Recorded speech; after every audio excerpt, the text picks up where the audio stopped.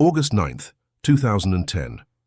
Ted Stevens woke up at 5:30 in the morning in his Girdwood home, 40 miles south of Anchorage.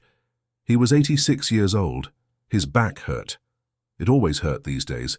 Legacy of a plane crash in 1978 that killed his first wife, Anne. That crash should have killed him too, doctors said so. But Ted Stevens didn't die easy. He made coffee. Black, no sugar. Same way he'd been drinking it since his Air Force days in World War II. Through the kitchen window he could see Turnagain Arm, the water dark and still in the early light. Good flying weather.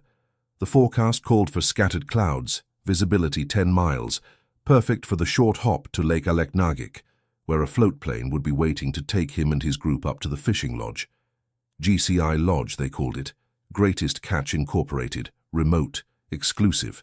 The kind of place where senators and oil executives could talk without reporters listening. Stevens poured his coffee into a thermos. He had 40 years in the United States Senate behind him, 40 years of appropriations committees, of steering federal dollars to Alaska, of making sure his state got what it deserved from Washington. Some people called him the King of Pork. Others called him the third senator for Alaska, after the two Democrats who never got anything done. Ted preferred a different title, the man who built modern Alaska. Highways, airports, telecommunications infrastructure. None of it existed before he forced the money through Congress. But the last 2 years had been hell. Federal prosecutors charged him with corruption in 2008, 7 felony counts. They said he failed to report gifts from an oil services company, Vico. They said the company renovated his house and he never disclosed it. The trial happened during his re-election campaign. He lost his seat by 1.9%. After 40 years, gone. Then the case fell apart. Prosecutors hid evidence. The judge threw out the conviction in April 2009.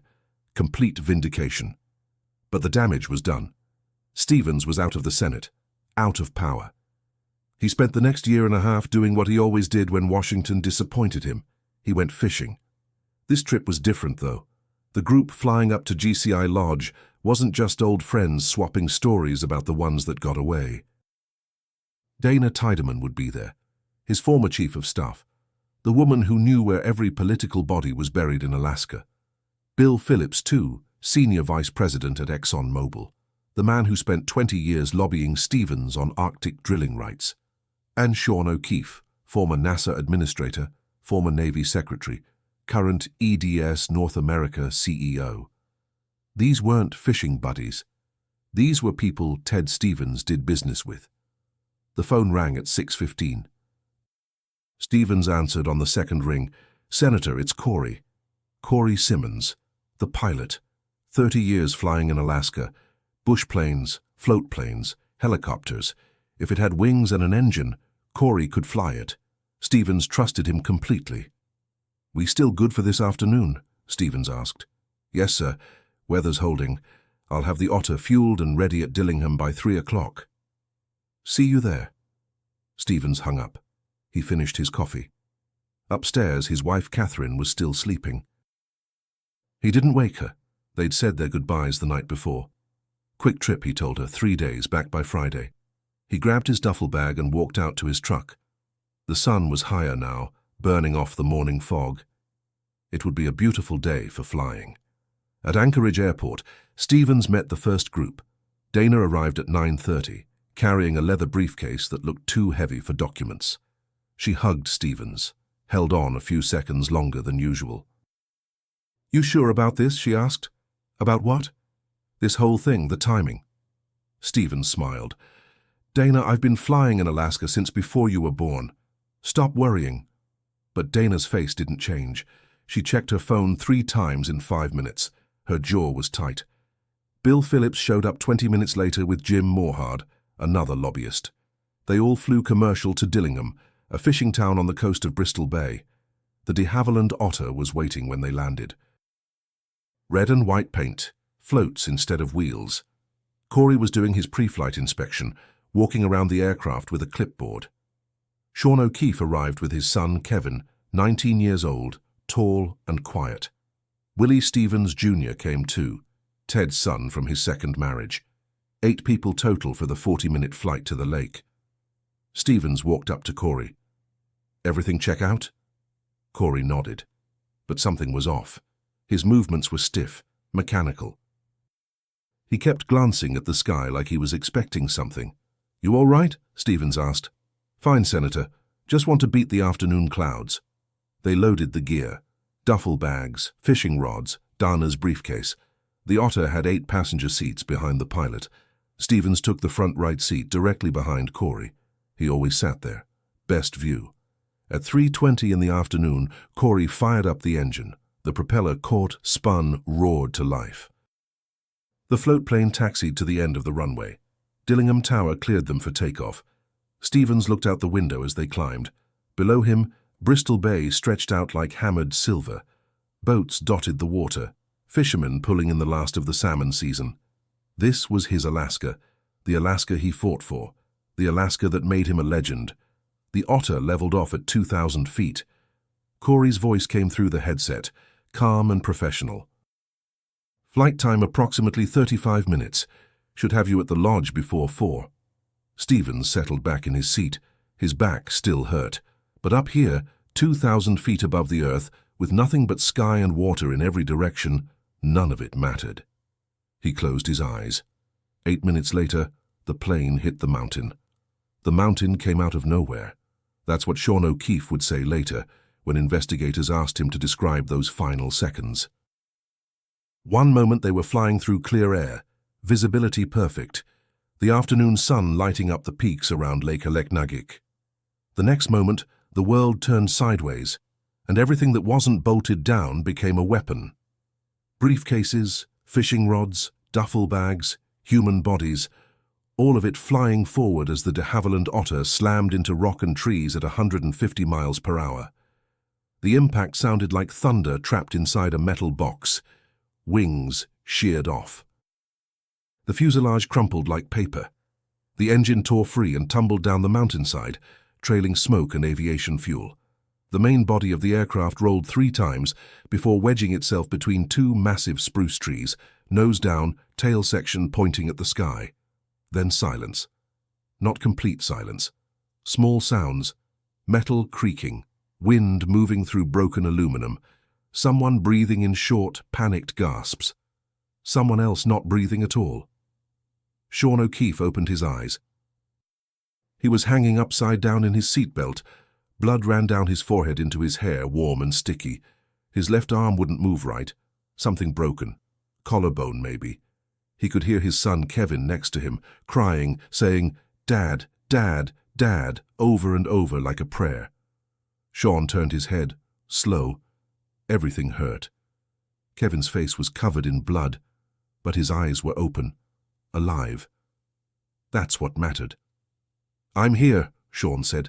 His voice came out wrong, wet. "I'm right here." The cockpit was gone. Just gone. Where Corey Simmons should have been sitting, there was nothing but twisted metal and blue sky. The pilot's seat had ripped free during the impact. Sean couldn't see Corey anywhere. He reached up, wrong direction because he was upside down, and unclipped his seatbelt. He fell onto the ceiling, which was now the floor. Pain shot through his shoulder. He bit down hard, tasted copper. "Kevin, can you move?" "I think so." "Unbuckle. Slow. Use your legs to brace yourself." Kevin did what he was told. He always did what he was told. Good kid, smart kid, 19 years old, and this would be the thing he remembered forever. Not his graduation, not his first day at college. This. Sean pushed that thought away. Focus. Get out. Check the others. Jim Morehard was 3 seats back, conscious, bleeding from his scalp, but moving. He was already unbuckling, already trying to help Willie Stevens Jr., who was dazed but responsive. But the back of the plane. The back was wrong, too quiet. Sean crawled toward the rear seats, broken glass cutting his hands. Dana Tiedemann was still strapped in, head tilted at an angle that made Sean's stomach drop. Her eyes were half open, not blinking. Her leather briefcase had burst open during the impact, papers scattered everywhere, some of them already soaking up blood. Next to her, Bill Phillips wasn't moving either. His neck. Sean looked away fast. Senator Ted Stevens wasn't in his seat. The front right passenger position, directly behind where the cockpit used to be, was empty. Seatbelt unbuckled. Seat crushed inward, like something had pulled it apart. Sean's training kicked in. 14 years in the Navy, former NASA administrator. You don't panic when things go wrong. But his hands were shaking. He crawled to the gaping hole where the front of the plane used to be and looked out. The mountainside dropped away steep below them. Trees and rock and patches of snow that shouldn't still be there in August. 40 meters down the slope, wedged against a boulder, Sean saw a shape that might have been a person. Dark jacket, silver hair, not moving. Someone's outside, Sean said. His voice was too loud in the broken cabin. Down the hill. Jim Morhard crawled up next to him, looked where Sean was pointing. His face went white. Is that? I don't know. Stay here. Keep everyone together. Sean climbed out through the torn metal. His left arm hung useless at his side. Every step down the mountainside sent fire through his collarbone. Rocks shifted under his boots. He fell twice, caught himself with his good arm. The shape below him wasn't moving. Please move, please. He reached the boulder, knelt down. It was Ted Stevens, no question. The senator was lying on his back, eyes closed, face peaceful like he was sleeping. His jacket was torn. Blood soaked through his shirt from wounds Sean couldn't see. Sean pressed 2 fingers against Stevens's neck, just below the jaw. Nothing. He tried again, different spot, pressed harder. Nothing. Senator Ted Stevens, 86 years old, survivor of 1 plane crash already, builder of modern Alaska, the man who didn't die easy, was dead. Sean stayed there for a few seconds, kneeling in the dirt next to a man he'd known for 12 years. They'd worked together at NASA. They'd disagreed on policy. They'd gone fishing. Now Stevens was gone and Sean didn't understand how. The impact had thrown him clear. That happened sometimes. But 40 meters. That was too far. The physics didn't work. He climbed back up to the wreckage. Kevin was out now, standing with Jim and Willie, all of them staring at the forest like they expected help to arrive any moment. No one was coming. Not yet. They were on the side of a mountain, miles from the nearest road, 35 minutes flying time from Dillingham. Sean checked his phone. No signal. Of course not. We need to find the pilot, Jim said. They spread out, searching the immediate area. Kevin found Corey Simmons 30 meters uphill from the main wreckage, still strapped into his seat. The chair had been ripped out during impact and tumbled up the mountain instead of down. Corey's eyes were open. He was breathing, short and shallow. His legs were wrong, compound fracture, both tibias, white bone showing through torn flight suit. Corey, Sean said, crouching next to him. Can you hear me? Corey's eyes focused. Barely. Senator. He didn't make it. I'm sorry. Corey closed his eyes. Tears ran down into his hair. I saw it. Saw what? Traffic, unidentified, on the display, right before we hit. Sean felt something cold move through his chest. What kind of traffic? Didn't have transponder, no call sign, just a return, close, real close. Corey's voice was fading. Shock setting in. I pulled up, tried to. Controls felt wrong, sluggish, then the mountain. Jim Morhard had heard it too. He looked at Sean with something in his eyes that might have been understanding or might have been fear. Sean didn't know which was worse. They spent the next 2 hours keeping Corey alive and waiting for rescue. Kevin started a signal fire using aviation fuel and broken seat cushions. The smoke column rose straight up into the clear afternoon sky, black and thick. Someone would see it. Someone had to. A search and rescue helicopter found them at 6:47 in the evening. The crew chief was a young guy with a buzz cut and steady hands. He looked at the wreckage, looked at the survivors, looked down the mountain at Ted Stevens' body, and his face went carefully blank. Professional. He'd seen crashes before. How many? He asked. 5 dead, Sean said. 4 survivors. Pilots critical. They airlifted Corey out first, then the bodies. Ted Stevens came up last, in a black bag that seemed too small for a man who spent 40 years in the United States Senate. The helicopter crew loaded him with the same careful respect they'd use for anyone. No special treatment, just another victim. Sean O'Keefe and his son Kevin were the last to leave the mountain. Before they lifted off, Sean looked back at the crash site one more time. The broken plane, the scattered papers from Dana's briefcase fluttering in the rotor wash, the trees that had caught the fuselage and probably saved their lives, and higher up, almost invisible in the fading light, gouges in the rock that might have been from the initial impact, or might have been something else. The helicopter banked away, and the mountain disappeared behind them. Sean closed his eyes. His son was alive. That's what mattered. But Corey's words kept repeating in his head. Unidentified traffic. Controls felt wrong. And one more thing, something Sean had noticed but hadn't said out loud yet. When he found Ted Stevens' body, the senator's watch had stopped. The crystal was cracked, but the hands were frozen in place. 3:32 in the afternoon, but the crash happened at 3:28. Sean had checked his own watch right after impact. Muscle memory, he was certain. 4 minutes. Ted Stevens' watch ran 4 minutes longer than it should have before stopping. 4 minutes after his heart stopped beating. That wasn't possible.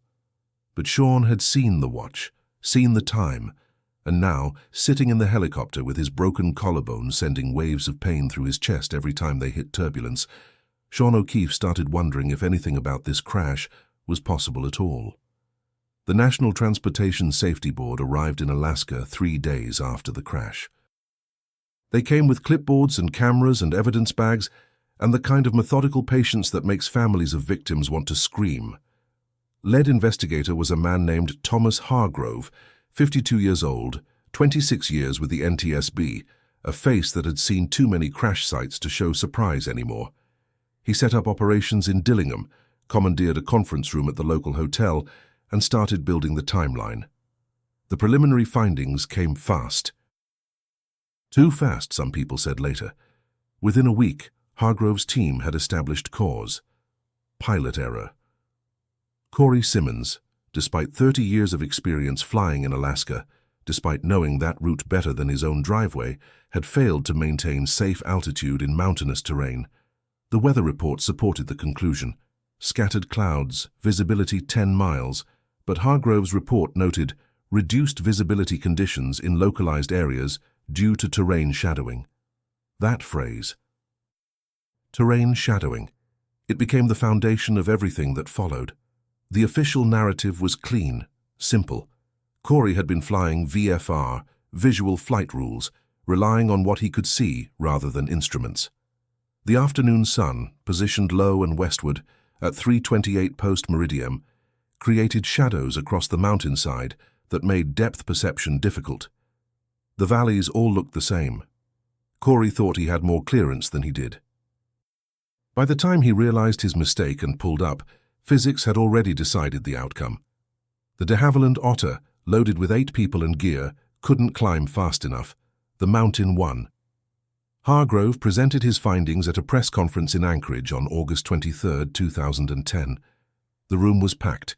Reporters from every major outlet, local news crews, family members of the victims. Hargrove spoke for 37 minutes. He used words like tragic and unfortunate and preventable. He showed diagrams of the flight path, computer simulations of the approach angle, photographs of the wreckage. He never once mentioned Corey Simmons' perfect safety record.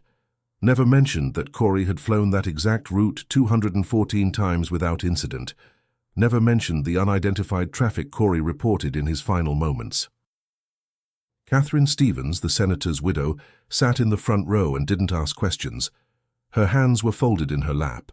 Her face was empty. When Hargrove finished, she stood up and walked out. The reporters let her go. Even they had limits. But not everyone accepted the official story. Marcus Webb, the park ranger who was first on scene, had seen things that didn't match Hargrove's neat timeline. The debris field was wrong. In a standard controlled flight into terrain accident, wreckage follows a predictable pattern. The aircraft hits, breaks apart along stress points, scatters downhill. But this crash had pieces scattered uphill. The pilot's seat, found 30 meters above the main fuselage. Engine components discovered 60 meters to the west, perpendicular to the impact trajectory. and Ted Stevens' body, 40 meters downslope, lying on his back like someone had placed him there. Marcus had worked 9 plane crashes in his 12 years as a ranger. This one felt different. He wrote a report, filed it through proper channels. Nobody called him back. 3 weeks after the crash, a journalist named Rachel Maddox started asking uncomfortable questions. Rachel worked for the Anchorage Daily News, had been covering Alaska politics for 16 years, knew Ted Stevens personally. She'd interviewed him dozens of times. She knew his enemies. She knew his secrets. And she knew something the NTSB didn't seem interested in exploring. Ted Stevens was scheduled to testify before a federal grand jury on September 15, 2010. The testimony was supposed to be about military construction contracts in Alaska, specifically a series of projects managed by a company called Nordic Systems International. NSI had received $2.3 billion in federal appropriations between 2005 and 2009. The contracts came through Stevens' committee, but investigators from the Department of Defense had found irregularities, cost overruns that couldn't be explained, subcontractors who didn't exist, money that disappeared into Alaskan shell companies and never came out. Rachel tracked down the federal prosecutor handling the case, a woman named Jennifer Kask. They met at a coffee shop in downtown Anchorage, neutral territory, nothing recorded. Jennifer looked tired. She ordered black coffee, same as Rachel, and sat with her back to the wall. "I can't talk about an ongoing investigation," Jennifer said. "Senator Stevens is dead. What investigation?" "The investigation continues regardless." Rachel leaned forward, kept her voice low. "Was he going to name names?" Jennifer stared at her coffee, silent for 10 seconds. 15. When she finally spoke, her words came out careful and measured, like she was counting the legal liability of each syllable. "Senator Stevens contacted our office in July. He wanted to cooperate. He said he had documentation. He said people needed to be held accountable." "What kind of documentation?" "I can't discuss that." "Could it have gotten him killed?" Jennifer Kask stood up, left her coffee untouched. "Be careful, Rachel. People who ask these questions tend to have bad luck." Rachel published her article on September 9, 2010, exactly 1 month after the crash. The headline read, "Stevens planned testimony on fraud probe before fatal flight." The story detailed the grand jury investigation, the $2.3 billion in questionable contracts, and the curious timing of Stevens' death just weeks before his scheduled appearance. She quoted anonymous sources within the U.S. Attorney's Office who confirmed Stevens had been cooperating. She noted that Dana Tiedemann, Stevens' former chief of staff who died in the crash, had been carrying a briefcase full of documents. The NTSB report mentioned those documents, listed them as personal papers and correspondence, but Rachel had spoken to someone who'd seen the manifest. The briefcase contained a laptop computer, an external hard drive, and 472 pages of printed material. All of it disappeared after the crash, officially logged as evidence, never released. Never referenced in the final report, the article caused problems. Nordic Systems International issued a statement denying any wrongdoing. The NTSB released a supplemental memo reaffirming pilot error as the cause of the crash, and Rachel received an email from an anonymous account. No name, no subject line, just 2 sentences. "Stop writing about NSI. Stop writing about the senator." She kept writing anyway. That's what journalists do. Bill Phillips, the ExxonMobil executive who died in the crash, brought his own set of questions. Phillips had spent 23 years working Alaska energy policy. He'd been the lead lobbyist on Arctic offshore drilling, specifically a proposed project in the Chukchi Sea that environmentalists had been fighting for a decade. The project was worth $14 billion to ExxonMobil. But in June 2010, a federal judge had ruled against the company, sided with environmental groups, put the entire operation on hold indefinitely. Phillips had been appealing the decision. He'd also been negotiating with Stevens about new legislative approaches. If the courts wouldn't cooperate, maybe Congress would. Then Phillips died. And 3 weeks after his death, ExxonMobil quietly withdrew their appeal. The Chukchi Sea project was shelved. $14 billion gone. The company issued a standard press release about reassessing strategic priorities in light of recent regulatory developments. But people inside the industry whispered different explanations. BP and Shell, ExxonMobil's biggest competitors in Arctic drilling, both stood to benefit enormously from the project's cancellation. They had their own proposals pending, different locations, different partnerships. With Phillips out of the picture and Stevens dead, the political landscape had shifted. Doors that were closed suddenly opened. An energy analyst named Gregory Nash, who'd covered Arctic drilling for Bloomberg for 18 years, wrote a piece connecting the dots. He pointed out that Phillips's death created a power vacuum in Alaska energy lobbying. He noted the suspicious timing. He quoted unnamed sources who claimed Phillips had been receiving threats, though no evidence of such threats existed in any official record. Gregory's article ran on October 1, 2010. On October 7th, Gregory was mugged outside his apartment in Washington, D.C. 3 men, no witnesses. They took his laptop and his phone, left his wallet. Police filed a report. Nothing came of it. The NTSB's final report was released on March 15, 2011, 7 months after the crash, 143 pages. It concluded that pilot Corey Simmons had failed to maintain adequate terrain clearance, that he had made a poor decision to continue VFR flight in marginal conditions, and that his lack of proper altitude management resulted in controlled flight into terrain. The report recommended enhanced training for bush pilots operating in mountainous areas. It recommended better weather monitoring. It recommended nothing about the unidentified traffic Corey reported. That detail appeared nowhere in the final document. When journalists asked about it, Hargrove said the statement couldn't be corroborated. Corey Simmons had been severely injured in the crash. His memory of the final moments was unreliable, and there was no radar data to support his claim. The conversation was chaotic, except it wasn't, because 3 people had access to the full NTSB file, including interview transcripts and technical data that never made it into the public report. One was Thomas Hargrove himself. The second was his deputy investigator, a woman named Patricia Chen. The third was a safety analyst named Derek Moran, who worked for the NTSB's Alaska Regional Office. Derek had been on Hargrove's team. He'd seen the radar data. He knew what it showed. And on April 3, 2011, Derek Moran drove his truck off a bridge outside Palmer, Alaska. He was 41 years old, married, 2 kids, no history of depression, no suicide note.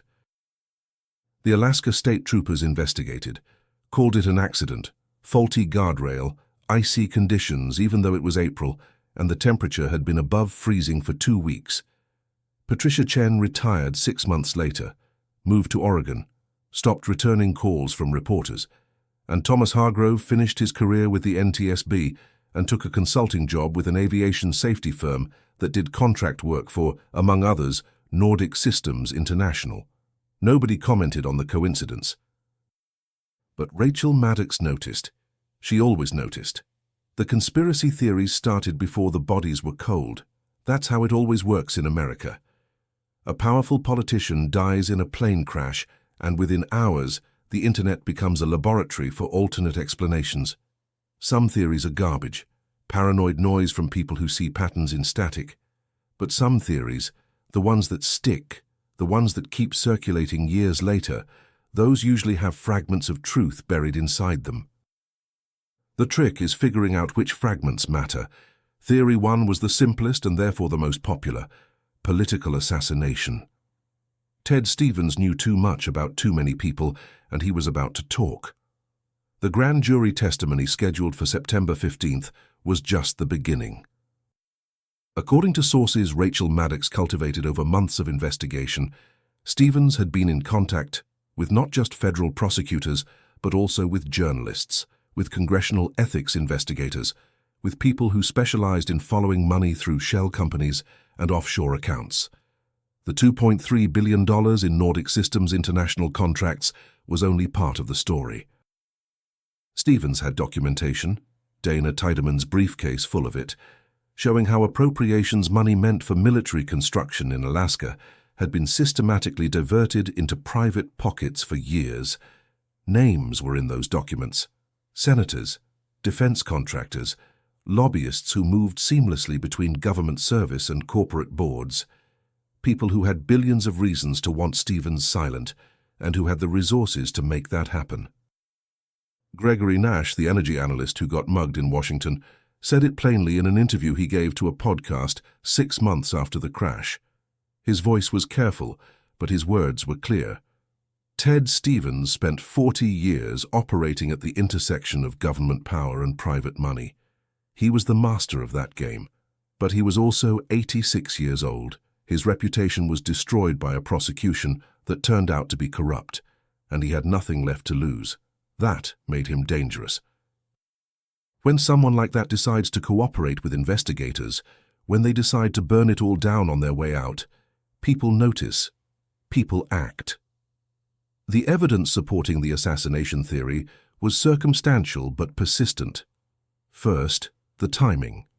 Stevens dies 5 weeks before scheduled testimony. Dana Tiedeman dies with him, along with her laptop and hard drive that supposedly contained backup files of everything Stevens planned to present.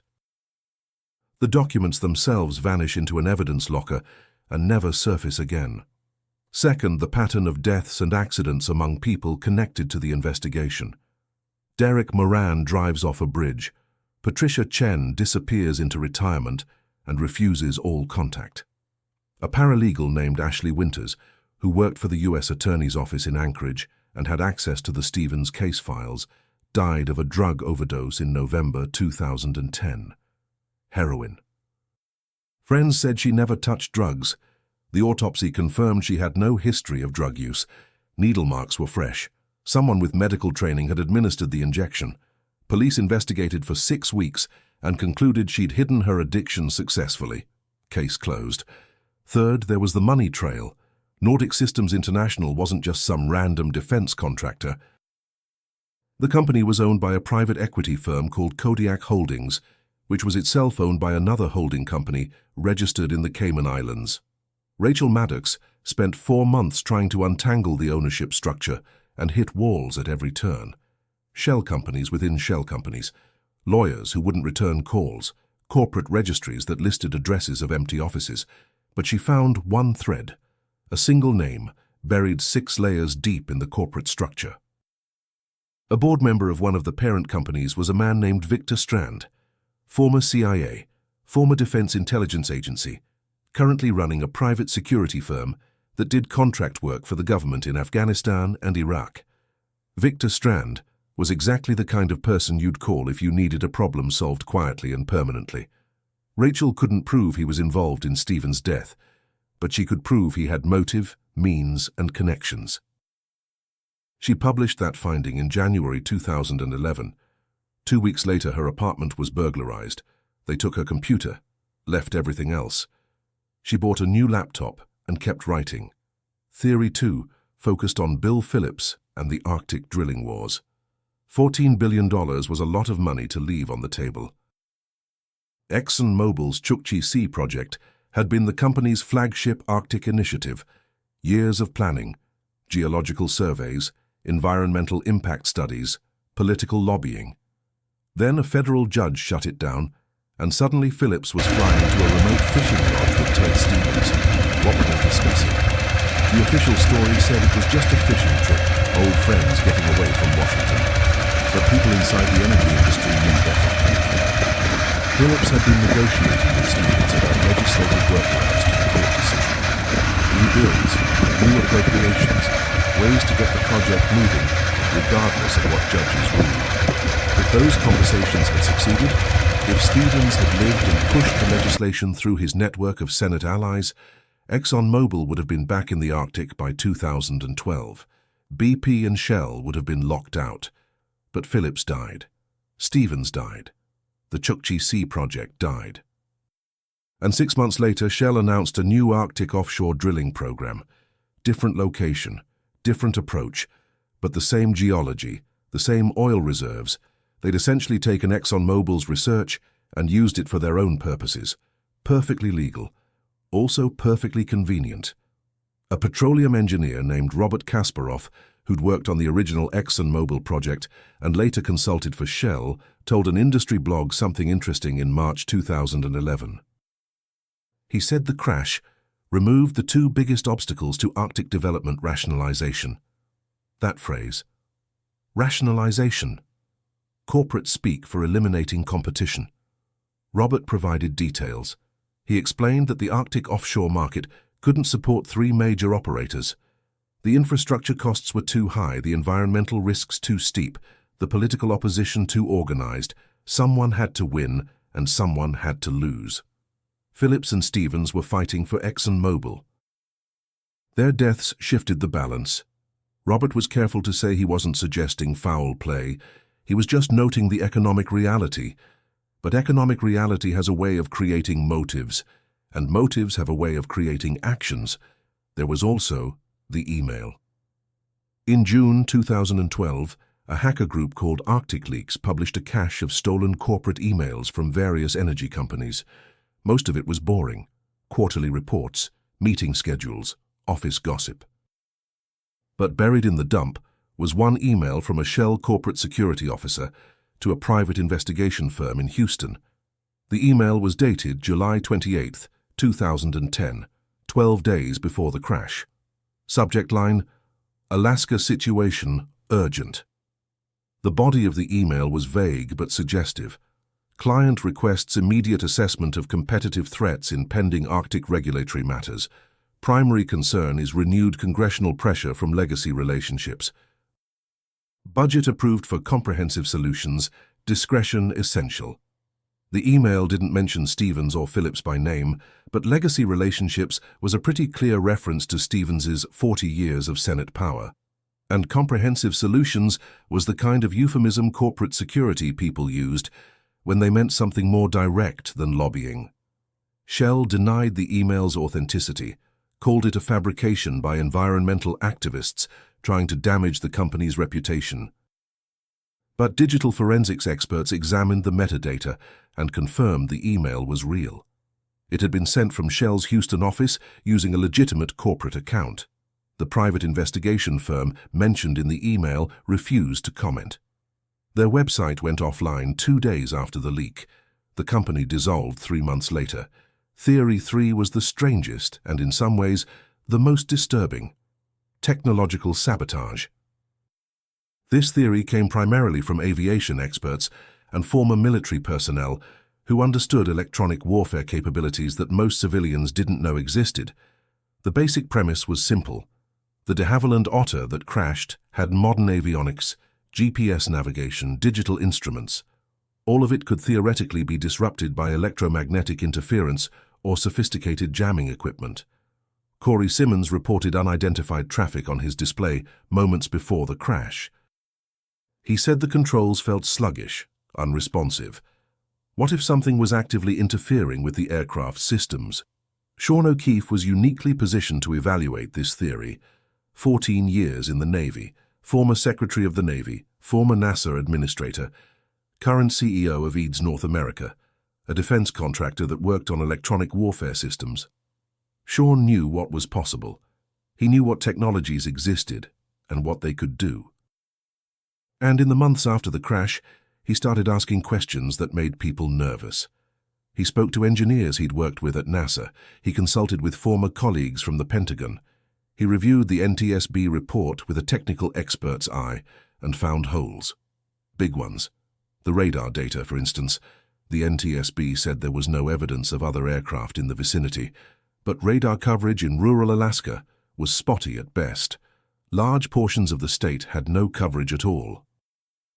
And the specific area where the crash occurred, the mountains around Lake Aleknagik, was in a radar shadow. Anything flying low, below 1,000 feet, wouldn't show up on civilian radar.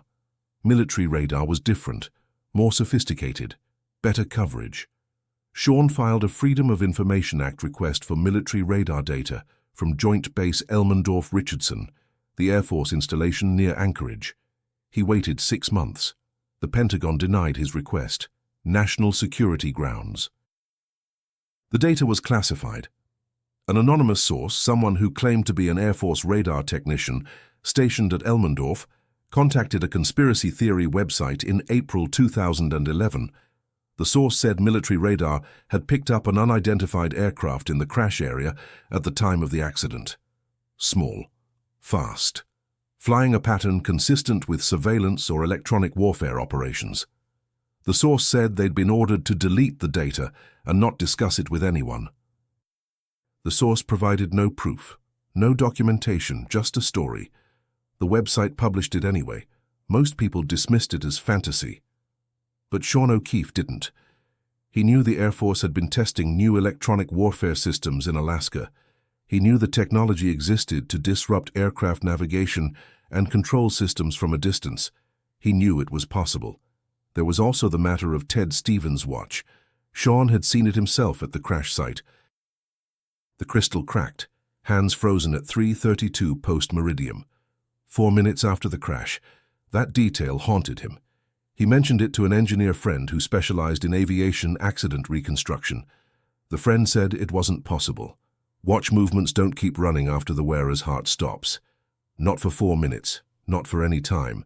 The kinetic energy that powers an automatic watch comes from the wearer's body movement. No movement, no power. The watch should have stopped at the moment of impact or seconds afterward. So why did Stevens' watch show 3:32? The engineer offered a theory.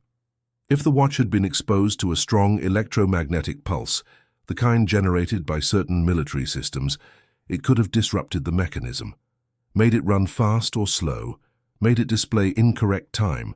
It was a reach, speculative, but it was the only explanation that fit the evidence. Sean filed another FOIA request, this time asking for any records of military electronic warfare testing in Alaska during August 2010. The Pentagon denied that request too. National security. No further comment.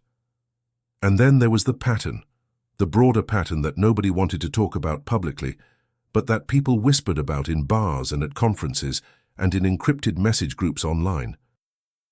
Ted Stevens wasn't the first powerful politician to die in a mysterious plane crash. Senator Paul Wellstone, Minnesota, October 2002. Plane went down in bad weather. Pilot error. Wellstone had been a vocal critic of the Iraq War, scheduled to vote against the authorization. He died 12 days before the election. Secretary of Commerce Ron Brown, April 1996. Plane crashed in Croatia. Brown had been under investigation for corruption. Multiple witnesses reported an explosion before impact. The Air Force investigation concluded pilot error. Governor Mel Carnahan, Missouri, October 2000. Plane crashed in bad weather 3 weeks before election. Pilot error. The list went on. Every case had official explanations. Every case closed with the same conclusion. Pilot error, bad weather, tragic accident. And every case involved someone who was either investigating corruption or about to testify or who had made powerful enemies. How many coincidences does it take before it stops being coincidence? That was the question Sean O'Keefe asked himself late at night when his shoulder ached and he couldn't sleep. He'd survived the crash, his son had survived. But 5 people died. Good people. Dana Tiedemann, with her briefcase full of secrets. Bill Phillips with his $14 billion project. Corey Simmons, who'd done nothing wrong except fly the route he'd flown 214 times before. And Ted Stevens, 86 years old, survivor of one crash already, who should have died in 1978 but didn't, who lived 40 more years and built modern Alaska and made enemies every step of the way, who finally died on a mountainside 40 meters from the wreckage with his watch running 4 minutes too long. Sean O'Keefe never spoke publicly about his doubts. He gave one interview to the NTSB. He attended the memorial service. He went back to his job at Eads. But he hired a private investigator, paid out of his own pocket, to look into the crash.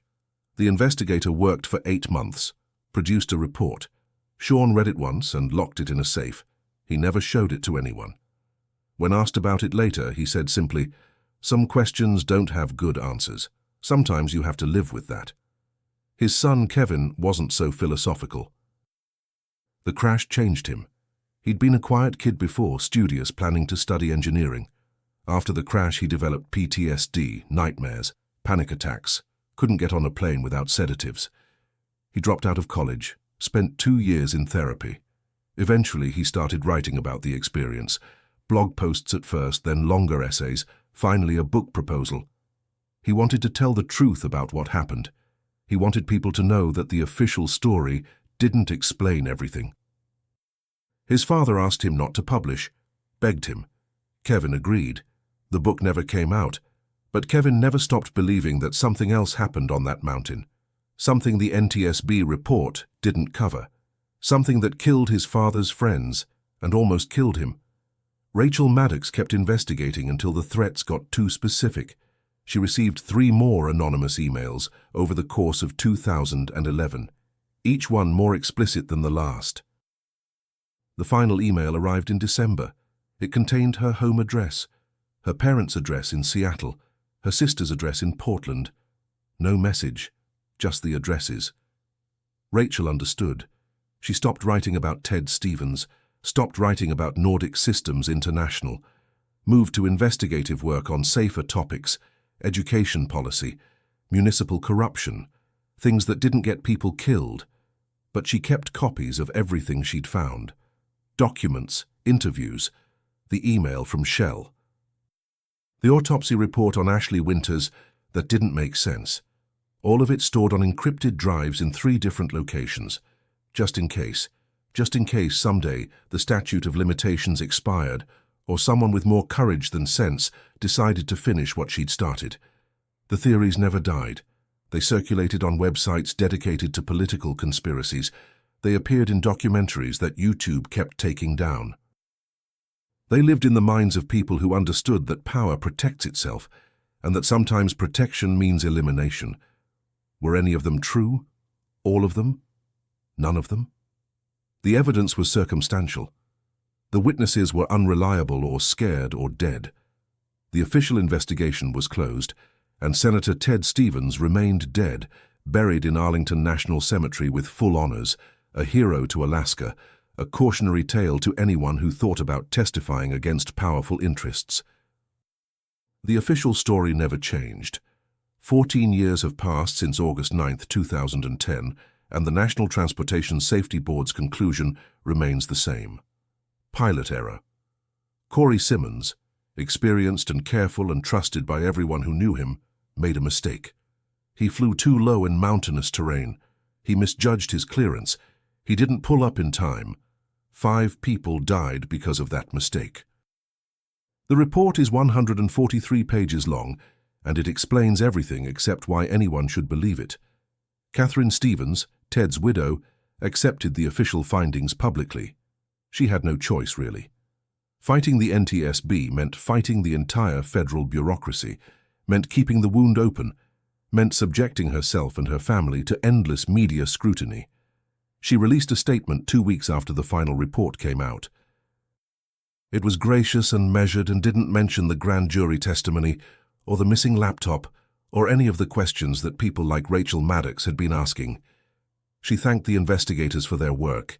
She said she hoped the recommendations would prevent future tragedies. She said she wanted to move forward, but privately the family hired investigators, not one firm, 3 different firms over the course of 5 years, former FBI agents, aviation safety experts. People who specialized in reconstructing accidents, the official investigations got wrong. Those investigators are still working. They've never published their findings. Whatever they discovered remains locked in filing cabinets in lawyers' offices, protected by attorney-client privilege, unavailable to journalists or conspiracy theorists or anyone else who wants to know the truth. Ted Stevens' legacy is complicated. In Alaska, he's still a hero. They named Anchorage International Airport after him. Ted Stevens Anchorage International Airport. Every person who flies into Alaska sees his name. The terminal has a statue, bronze, larger than life, showing Stevens in his prime suit and tie, looking determined. The plaque talks about his 40 years of service, his advocacy for Alaska, his role in building modern infrastructure across a state that had almost nothing when he arrived. It doesn't mention the corruption charges. Doesn't mention that he died before he could testify about $2.3 billion in questionable defense contracts. History gets simplified, cleaned up, made suitable for airport terminals and official ceremonies. But in Washington, among people who remember, Stevens is a different kind of symbol. He represents the old way of doing business. Appropriations as personal power, federal money as leverage. The kind of politics that works until it doesn't, until prosecutors start looking too closely, until someone decides the system needs reform. Stevens was a master of that system. He knew where every dollar went. He knew which senators owed him favors. He knew which contractors would contribute to campaigns, and which ones would hire former staff members at inflated salaries. That knowledge made him powerful. It also made him dangerous when he decided to cooperate with investigators. People who remember that part of the story, people who worked in Senate offices or lobbying firms or the Justice Department, they heard about Stevens's death and they weren't surprised. Saddened, maybe, but not surprised.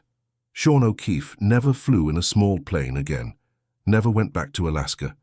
He finished his time at EADS North America and then moved to academic work, became a professor, taught graduate courses in aerospace management. Safe, predictable.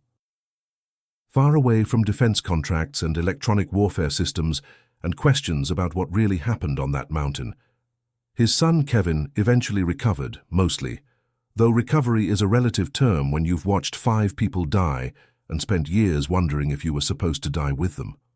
Kevin became a therapist, specializes in trauma. He works with veterans, accident survivors, people who've seen things they can't forget. He doesn't talk about the crash publicly. Doesn't give interviews, but in therapy sessions in that quiet professional space where secrets are protected by law, he tells his clients something important. He tells them that not knowing is harder than knowing, that ambiguity is its own kind of torture, that sometimes the worst thing isn't the event itself, but the questions that never get answered. Dana Tiedemann's laptop and hard drive were never recovered. Officially, they were logged as evidence, stored in a secure facility, available for review by authorized investigators. But when Rachel Maddox filed a Freedom of Information Act request in 2012, the response said the items couldn't be located, lost during transfer between evidence facilities. The NTSB opened an internal investigation, found nothing, blamed poor chain of custody procedures, recommended better protocols. The 472 pages of documents that were in Dana's briefcase suffered the same fate. Gone. Nobody could explain how. Nobody was disciplined. The investigation into Nordic Systems International continued without them, but slowly, without momentum, until it quietly closed in 2013 with no indictments. The prosecutors said they lacked sufficient evidence to proceed. The documents they needed, the ones that could have proven criminal conspiracy, had disappeared in a plane crash on a mountainside in Alaska. Bill Phillips' death created the power vacuum that energy analysts predicted. ExxonMobil withdrew from Arctic offshore drilling for 5 years. Shell moved in, spent $7 billion on a project that ultimately failed for technical reasons unrelated to politics. The Chukchi Sea remains largely unexplored. The oil is still there under the ocean floor, billions of barrels of it worth hundreds of billions of dollars. But the political will to extract it died with Phillips and Stevens. Environmental groups celebrated the victory, called it proof that citizen action could stop corporate exploitation. They weren't wrong, but they also weren't acknowledging the more complicated truth. Sometimes environmental victories happen because the right people die at the right time. That doesn't make the victory less real, just less pure. Corey Simmons survived the crash but never flew again. His injuries were too severe. Both legs shattered. Months of physical therapy. Permanent nerve damage. He walked with a cane for the rest of his life. He gave one interview to the NTSB, told them about the unidentified traffic, told them the controls felt wrong. The investigators wrote it down and then ignored it in their final report. Corey tried to fight back, hired a lawyer, threatened to go public. The lawyer advised him that challenging the NTSB findings could open him up to civil liability. The families of the victims could sue him for wrongful death. His pilot's license was already suspended. His career was over. Fighting would just make it worse. Corey took the advice, stayed quiet, died in 2016 from complications related to his injuries. He was 61 years old. The obituary called him a skilled aviator with 30 years of experience and an impeccable safety record. It didn't mention the crash. His family made sure of that. The patterns persisted. Derek Moran drove off a bridge. Ashley Winters overdosed on heroin she'd never used before. Patricia Chen disappeared into retirement and refused all contact. Gregory Nash got mugged and lost his laptop. Rachel Maddox received threats containing her family's addresses. These weren't isolated incidents. They formed a constellation. Connect enough dots and you see a picture.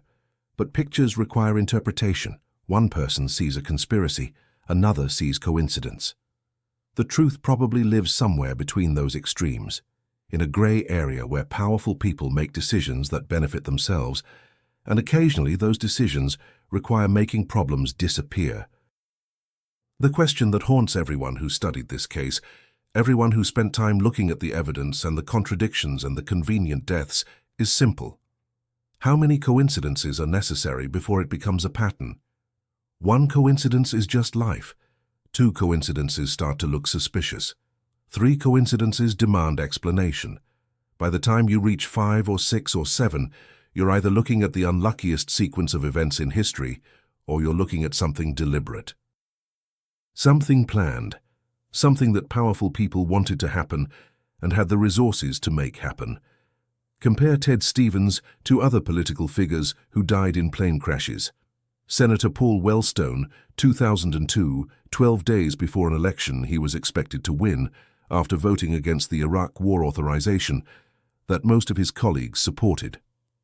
The NTSB blamed pilot error and bad weather. Secretary Ron Brown, 1996, under investigation for corruption, died when his plane crashed in Croatia. Multiple witnesses reported hearing an explosion before impact.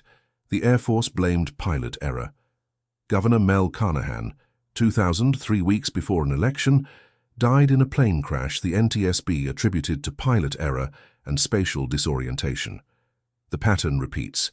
Powerful people, politically inconvenient timing, official investigations that conclude pilot error, witnesses who report anomalies that never appear in final reports, evidence that disappears or gets classified, questions that never receive satisfactory answers.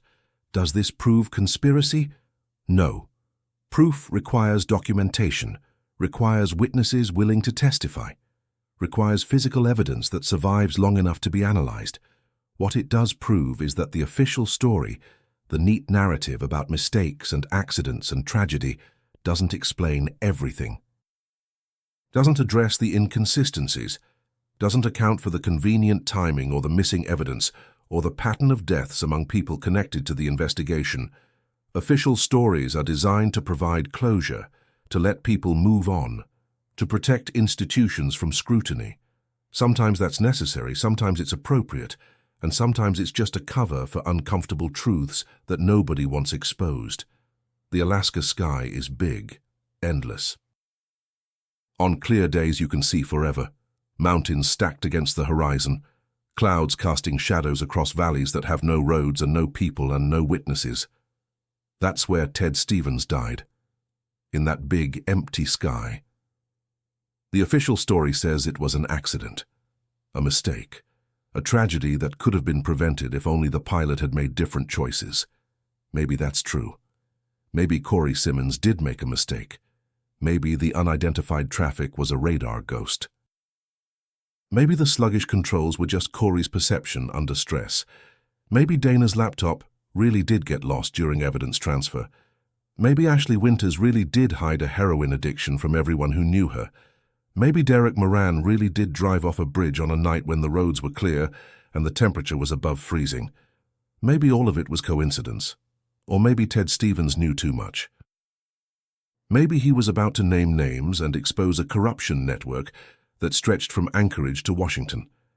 Maybe Dana Tiedemann's laptop contained evidence that would have sent powerful people to prison. Maybe Bill Phillips' death opened doors for competitors who'd been shut out of the Arctic drilling market. Maybe someone decided that 5 deaths on a mountainside in Alaska was an acceptable price to pay to protect billions of dollars and dozens of careers. Maybe the crash wasn't an accident at all. Maybe it was the most successful political assassination in modern American history, hidden in plain sight, protected by official reports and classified evidence, and a media that moved on to other stories after the news cycle ended. The truth, whatever it is, remains in the clouds. Somewhere above Lake Aleknagik, in the thin air where small planes fly and radar coverage is spotty and witnesses are rare, something happened on August 9, 2010. 8 people boarded a de Havilland Otter. 4 survived, 5 died. The official investigation blamed the pilot. The unofficial investigations found questions without answers. The families buried their dead and tried to move forward, and the rest of us are left to decide what we believe. Accident or assassination? Coincidence or conspiracy? Tragedy or crime? Senator Ted Stevens is gone. So is Dana Tidemann. So is Bill Phillips. So is Corey Simmons. So are all the witnesses who might have told a different story. What remains are documents nobody can access, evidence that disappeared, and questions that powerful people would prefer stay unanswered. That's not proof of conspiracy, but it's not proof of accident either. It's just the way power works. In shadows. In silence. In plane crashes on remote mountainsides, where the official story is clean and simple, and the truth stays hidden in the wreckage. Some questions don't have good answers. Sometimes you have to live with that. But living with unanswered questions doesn't mean accepting the official story. It means staying skeptical. It means remembering that history is written by survivors and institutions, not by victims.